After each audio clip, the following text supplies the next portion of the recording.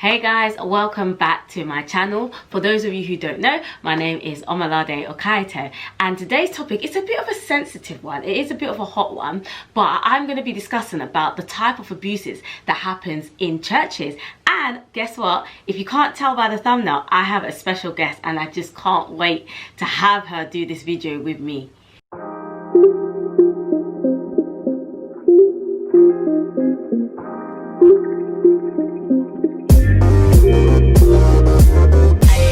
So guys, as you can see, I've got Shanna. Hello. And it's such an honor to have her in my video today, honestly. Oh my gosh. But disclaimer guys, let me just do a disclaimer. We're just here to share our experiences and to support and help anyone who may be going through this. So we're going to start off with, we've got three, so we're going to start off with verbal. So below here I've got the definition of what verbal abuse is, and I think with verbal abuse, it's of course it's all about talking, it's all about the words that we use, it's all about how we speak to people, and I think that can play a big impact on an individual. Of course. I guess repeating words like you're not okay, you're not okay, that can be really, you know, it can make somebody definitely it can affect you. And I think people tend to think that it only works when you're dealing with children, but it's not just children, teenagers, adults. Depends on the state that the person's in and their mindset as well. If someone's not strong-minded, or even someone who's strong-minded, actually that person can get broken down eventually. If you keep repeating the same thing to them, eventually they start to believe it. That's true. Now you have a certain kind of control over that person. You know? And words, I believe words have power. Like words have a lot of power, and if you verbally abuse somebody constantly every day, then like you said, they of course they are going to believe those things. You know, even like things like threats. Threats can be very like, can cause a lot of fear. It can cause a lot of people to feel in a certain way and do things like non-willingly. So they're just doing it because. So I think that's, and accusations. It's one of those things, and it depends on the setting you're in. Because I feel like we as people, you tend to think that if you're in a certain group or a certain environment, that everyone is meant to be like have good intentions that's true, all the time, when maybe that's not true. You know, if someone wants you to do something, they'll probably just say anything to get you to do it. So in that, you know, in the term verbal abuse, you'll find that, you know, women or what, we've been in abusive situations, you know, that's how they end up there, and that's why they even stay. It's hard. If someone's threatening you and saying, if you leave, this is going to happen to you, you're going to lose this, saying so many things and making it look like there's going to be this negative consequence if you were to leave me or whatever, you're going to believe it over time, and you're going to think, okay, well, maybe there's nothing better for me, I'll just stay where I am. And I think ordering as well, so how you get people to do things. You know, there's this kind of thing of do this or do that, but I feel like there's a way that you can ask people to do stuff like, oh please can you, or do you mind, or leaving the option for the person to say no, because no one's obligated. You know? And not making them feel bad if they not say making no. them feel bad if they say no. I think that's really that's key. The difference. But when you do it in the sense of demanding for the person to do it and making them feel like if you don't do it, you know, you're wrong, that's not good at all. That is not good. And I think it's just really important that how we speak and how we use our words and how we communicate to people it's especially in a church environment is so key. It's like I don't think, even I myself, I think there's times where I've done things or I've said things in leadership which is not just you alone, myself included. And I'm just thinking, now I think about it, I'm just like, oh, maybe I should have not said it in that way, or maybe I could have been. But I guess it's all learning, and I feel like words have power, and it's definitely. And I feel like it should be used to praise people, to uplift people, rather than bring them down. Motivate, inspire. I think these are really key things. Example of a verbal abuse that I've experienced is I wasn't spiritually well, and when I was told that, I was just thinking, why am I being told that I'm not spiritually well? I know what I'm doing at home. I know how I'm living my life according to God. I know what I'm doing in my relationship. So to me, I just felt that when I was told that, oh, you're not spiritually well, I was just like, well, how can you justify that I'm not spiritually well? Like, only what is the proof? What is the proof? What is the evidence? And only you know. Yeah. Only you know if you're right with God or not. Does that make sense? Only you know who you are behind closed doors. And I remember being told that, but the way I was able to easily combat it because I know who I am.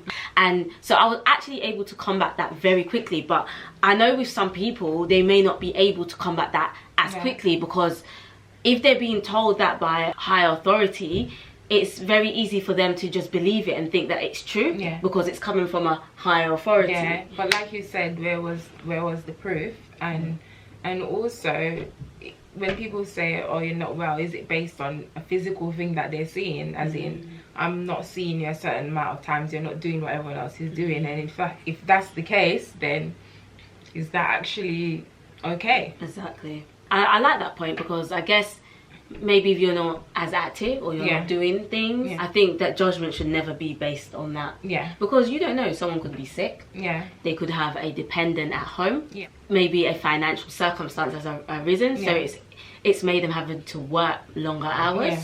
So I think assumptions is a very hard thing. Yeah. And we have to be very careful in. Definitely. So you know, when I was told that, I was just like, no, but I know what I'm doing though. I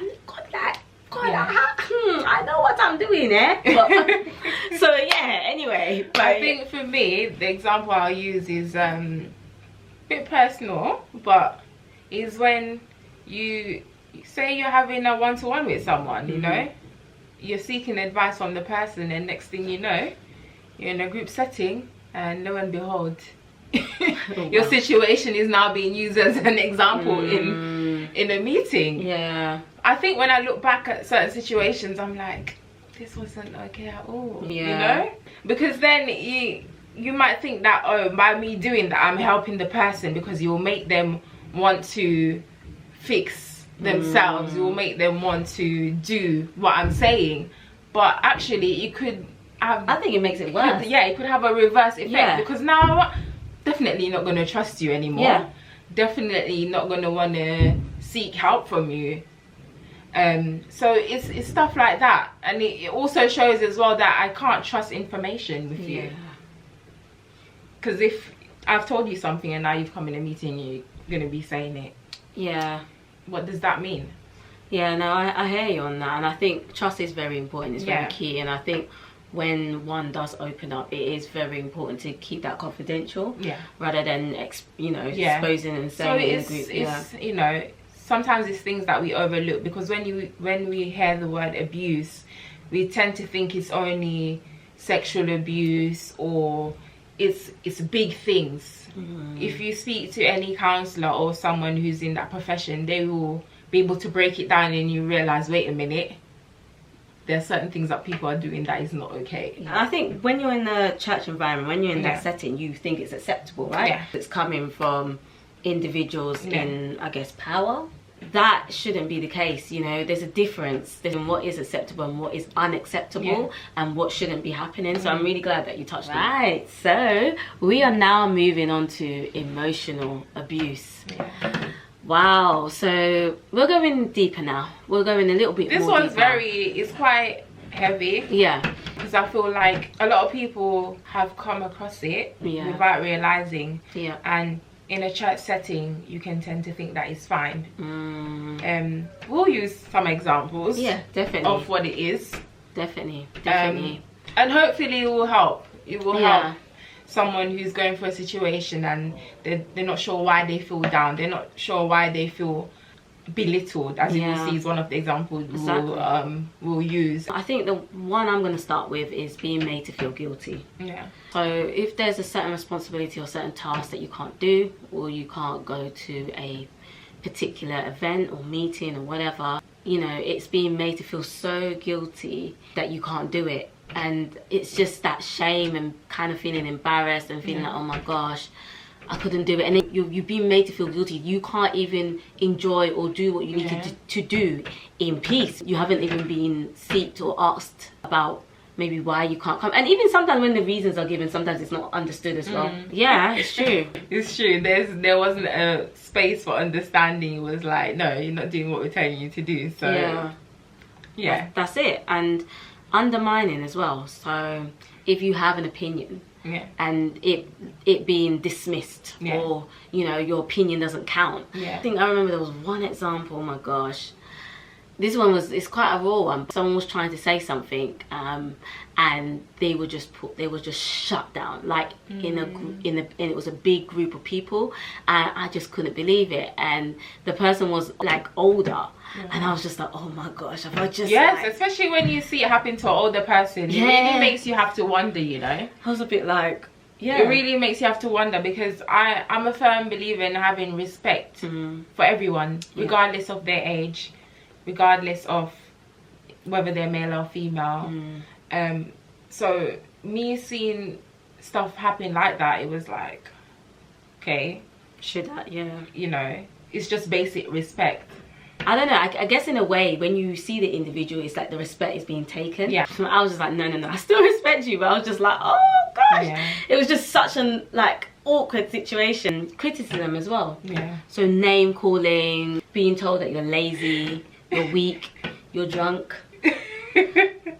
With that as well, I feel like sometimes in situations like that, someone might be like, oh, but it's not so serious. Listen, when you say certain things to people, yes, for you it might not be as serious because you're the one that's saying it, but to that individual it might not be the case. Once that word is received by the individual, that will play over in their mind over and over again. And you saying, what did you just say? The person is lazy, weak, they're weak, they're drunk, all these things, eventually that person will start to believe what you're saying to them. And like Omalade, you mentioned previous you know, the previous topic was that sometimes people can't be around you every day or every week, maybe because of circumstances that have changed, health reasons, life in general. I mean, listen, I've changed jobs,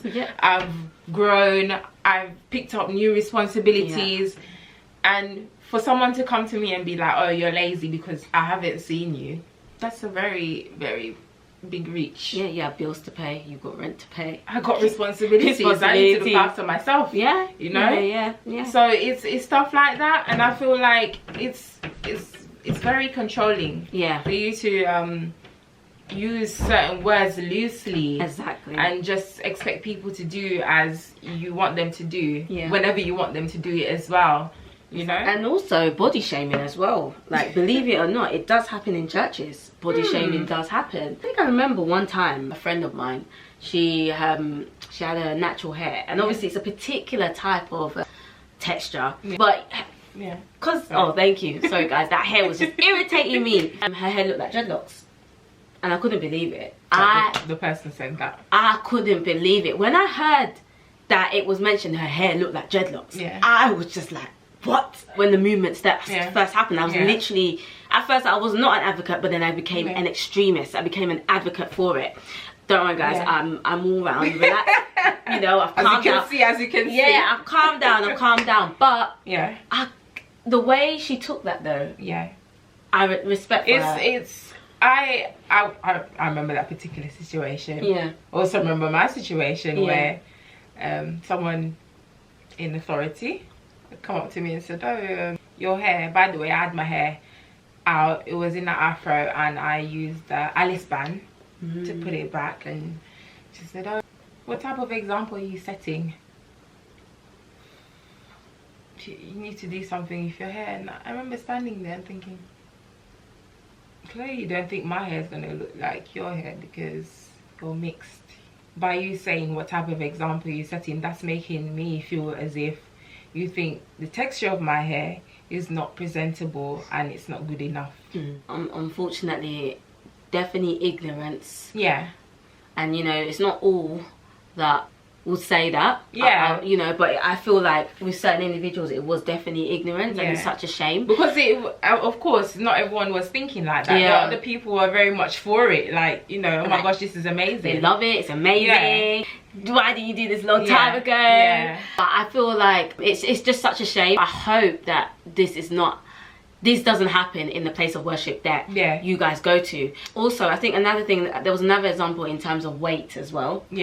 I've seen that a few times. And you know what, it's not even just authorities, it's just individuals in general. How we speak to each other. Like because one may be have more body weight. I think it can be very disrespectful to be like, oh, you're fat. Oh, you're this. Oh, continuously. And not even just that, you know, doing it as a way to shame the person. In front of everyone, be like, oh, you're fat. And come on. And I guess with other people laughing about it, because again, that's the thing, because obviously now we're much older and it's been time that's passed by. Now thinking back, it's kind of like at the time, maybe when it happened, you know, maybe some of us even laughed because we thought, oh gosh, that sounds funny. But thinking about it now, that can cause major insecurities inside the person, even though the person might not say it or even show it, but you don't know what's going on in the person's mind. No, I really agree, and I'm sure that knowing me, I love laughing, and I know you love laughing as well. Unknowingly, we've just done it. We've just laughed, or when someone's just bust a joke and we've just laughed. But not knowing that the implications that has had on that individual. And I guess in a place of worship, we should be encouraging and united, and it should be like a nice and welcoming environment, not bullying and I get bants. I do get bants. I think there is a limit, and there is a limit. And if the person's told you as well, I don't appreciate that you're making fun of my weight or my appearance, then that's a sign for you to know that, okay, I shouldn't do this anymore. That should be respected. And why is that even an issue in the first place? Why is that being discussed in the first place in churches? You know, why should your weight or things like the topic shouldn't really be coming up like that anyway. Personal. It's just like in school, right? In school, they tell students, oh, don't bully, don't do this. The same thing should apply in the place of worship that you go to. You should be careful how you... It's bullying. It's a bullying setting. It's emotional abuse. It can come in all different shapes and forms. And these are some of the examples. That there's so many. And it can be in the reverse as well. I'll give an example of a comment was made towards me that my pictures that I was posting on social media, like, oh, the person said, who do you think you are? Just because people are making comments and saying you're like, you're beautiful or whatever, it doesn't mean that you're okay with God. And it was kind of like, what does my pictures have to do with my relationship with God? And it was very strange when I think about those things. And you know, it was that kind of like, let me say this to her to make her... Oh, and that's the thing. The word would be used, you need to humble yourself. As in, if I look after myself, that means I'm not being humble. If I wear makeup or if I dress a certain way, that means I'm not being humble. The comparison doesn't make sense at all. Of course we need to look after ourselves. Of course we need to but I think it's that thing of, we don't want you to feel too confident, maybe. So that's kind of a mind control thing though. That's kind of a... your self-esteem, like that's your self-esteem. We need to keep it under control. Wow, guys, I told you we're gonna get deep. I told you, I'm not joking here. So next one is spiritual abuse. The heavy, which and I feel like a lot of people avoid this topic for many reasons. People don't like to think about it because you want to live in a world where you think, oh no, that doesn't happen. No, where I go, that doesn't happen. You know, it's not one particular place. It covers every type of church. These abuses that happen in churches is not the subject that many people would like to speak about, but we're speaking about it. And the first example that I've got here is a demand for respect. Now, in the Word of God, Jesus came to serve. He came to serve us. So this kind of demand of respect, where is the servant's heart in that? How are you being a servant? At the end of the day, if Jesus came to serve us, shouldn't that be the same? We're here to serve others. We're here to serve you. I'm not trying to demand your respect.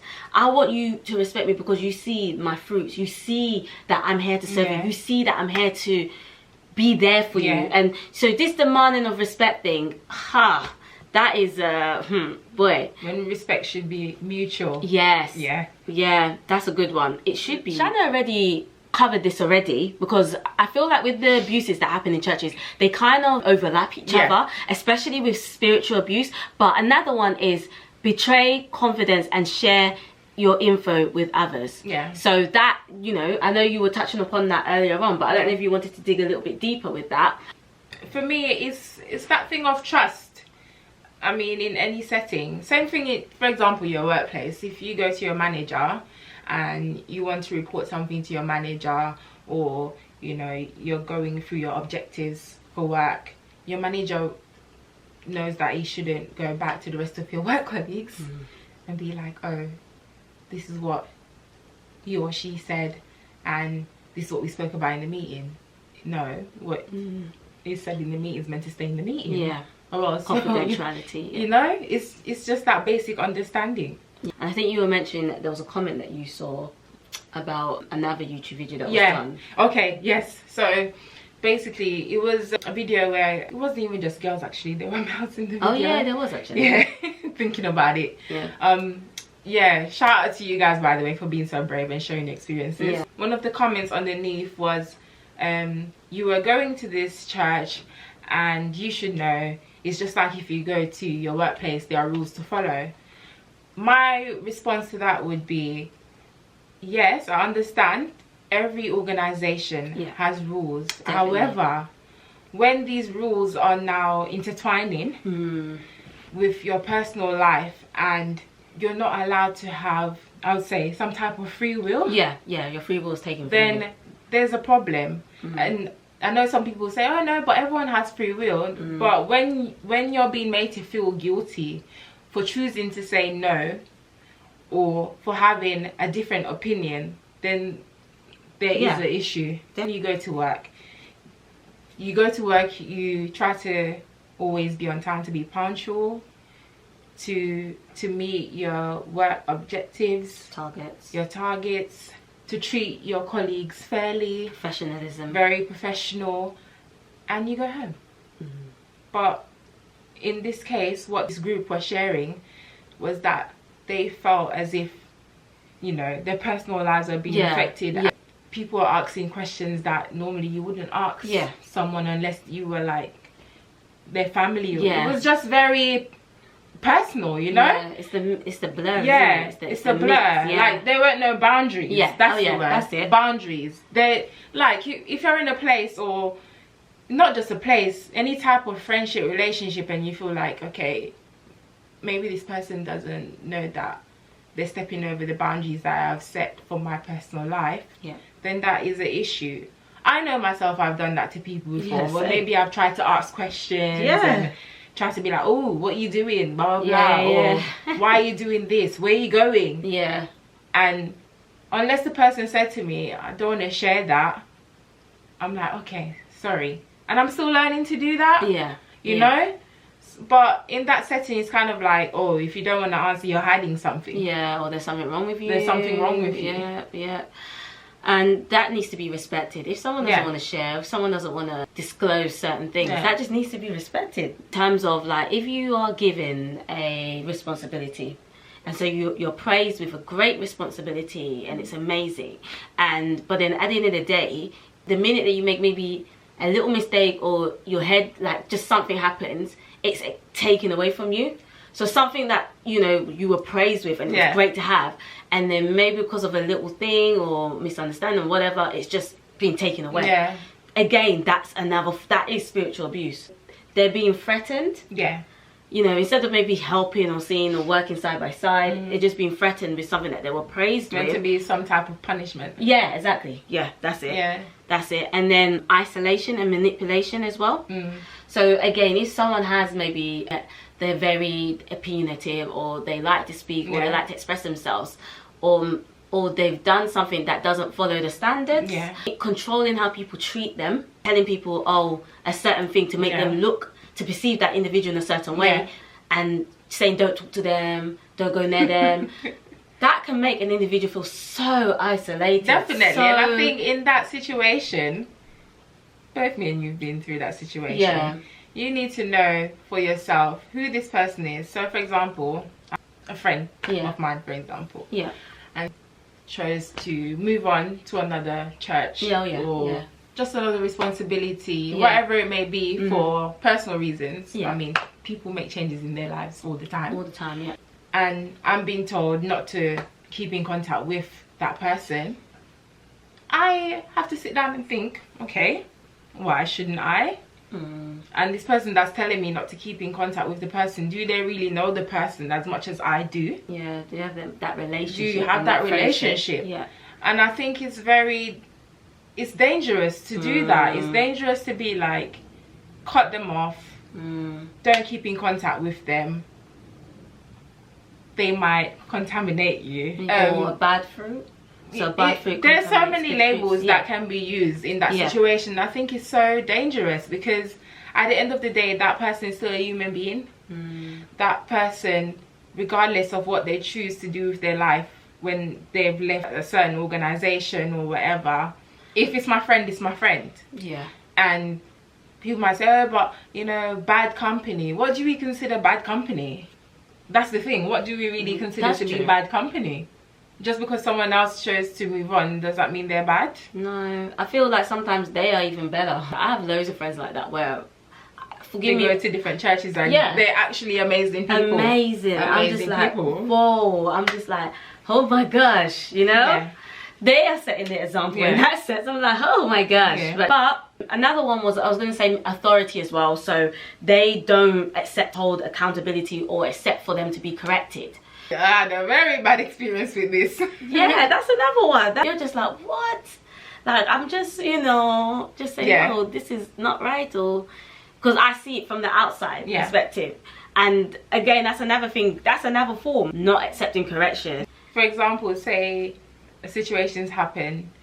This person might have said something that wasn't acceptable, or they somehow use words that have affected you as an individual, and you've gone to report it. You've gone to report it, but instead what happens is you're the one that's being told, no, he can't be wrong because he's a pastor, or you know, he's a man of God, so he can't be wrong. You're the one that's wrong, so you're the one that needs to be punished. Actually went to the point where I was told I need to go and apologize. That's deep. So, you know, it's stuff like that. When you look at it, you really need to sit down and think for yourself sometimes, because then it'll really allow you to see a bigger picture and realize, wait a minute, this isn't just about an individual. This is about a bigger setting. This is about protecting people. You know, in a workplace, if I had gone to report that someone had said A or B to me, there would be a disciplinary. There'll be procedures. There'll be procedures to be followed. You know. But in this case, sometimes it's a bit of it's reversed. It was reversed. Oh it can be. It was like, no, that person cannot be wrong. And that takes a lot of toll. That takes a lot of like, oh my gosh, like I tried to do the right thing, or I was just, you know, doing the right thing. Why is this being reversed? That's another form of spiritual abuse. It's like, oh my gosh, like what's going on here? That can just make someone so down. And or you try to, I know it's a thing, and it's the whole thing of being in the church and, you know, we're all serving God and saying, you know, God is love, or when things happen, it's God who's allowing it to happen. Listen, we as human beings, we also have control over things that we say and do to each other. So if someone's gonna be saying things anyhow and treating people anyhow, you saying to me that it's God who told them to do that? Boy. You know? Oh, it's God using the person to test you. To test you. What, by calling me names, or by exposing my personal business? That this is just a trial that you're going through, and that you're going to overcome it, and you're going to be different. Yeah, I hear you on that, actually. I hear you. I think another one I was going to say was about with spiritual abuse, it's dominating somebody's life. Yeah. And in terms of free time. And I know you and my sister mentioned some of these stuff in our codependency video. Your time doesn't belong to you. Your time, you have nothing. Like, you don't have time to do anything. Yeah. But basically everything else in your life evolves around that. Yeah, it revolves around that one.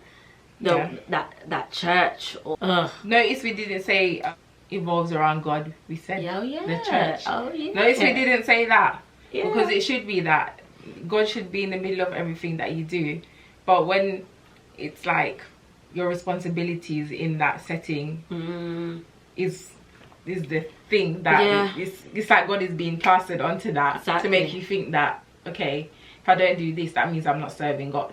Exactly. And I think one thing that I was deep in as well is that a lot of these things are not biblical. So I think one thing I tend to question is that, okay, but is this in the Word of God? Is this in the Bible? You always have to think, what would Christ do? Yeah. How would he treat others? How would he deal with things? What is the characteristics of Jesus? Like, these are the things that I'm now comparing things to, and I'm just like, but a lot of this is not biblical though. Like, when you look at scripture, it doesn't kind of match. It doesn't match at all. Yeah.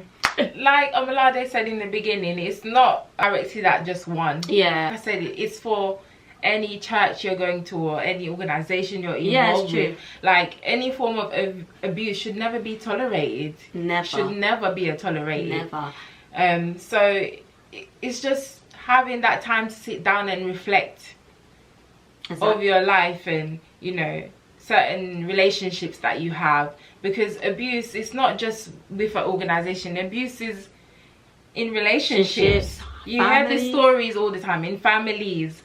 You hear the stories all the time. Oh, this woman's being abused, and every time she tries to leave, she goes back in it again. It's the same type of thing. It's a cycle. Yeah, it's just you could be sitting down and thinking, okay, I'm gonna make this decision. I'm gonna put my life in order, and I'm gonna move on. Yeah. It's not easy to do that. It takes time to do that, because if for years you're being told this is how life is, it's the same dynamic. Yeah. An abusive partner will tell the person, you're good for nothing. If you leave me, you're gonna have nothing. Yeah. You know, if that person is in control of your finances, if you leave, where are you gonna get money from? If that person's isolated you from your family, you have no family. That person will always bring that up. You have no family. Your family is not going to take you. And it's stuff like that you need to pay attention to. Yeah. You know? It's so true. And thank you for touching on that. Because, you know, at the end of the day, we are speaking from experiences. Like, we're not just doing this video and saying whatever we want to say. No, we're talking from experiences, because again, we're products from that. Cheers to 30, honestly. Cheers to 30. Big 3-0, you know. 3-0. I just, you know, when I look at like the things that happened in my 20s and what I went through in my 20s, it's made me the 30 that I am. Yeah. Do I have like any regrets? No, I don't have any regrets, because the reason why I don't have any regrets, because I wouldn't be here. Yeah. We wouldn't be here to share our experiences. We wouldn't be here to be able to help or support anyone in that environment or through anything like that. We're not saying, oh yeah, leave your place of worship, blah, blah. Not at all. That's an individual choice, and that's up to you. Yeah. But what we're here to do is speak truth, speak experiences, and help anyone who needs help. So yes, guys, make sure you like, make sure you comment, make sure you subscribe. Even if you don't agree with anything we're saying in this video, we can have healthy debates below. But yes, guys, until next time.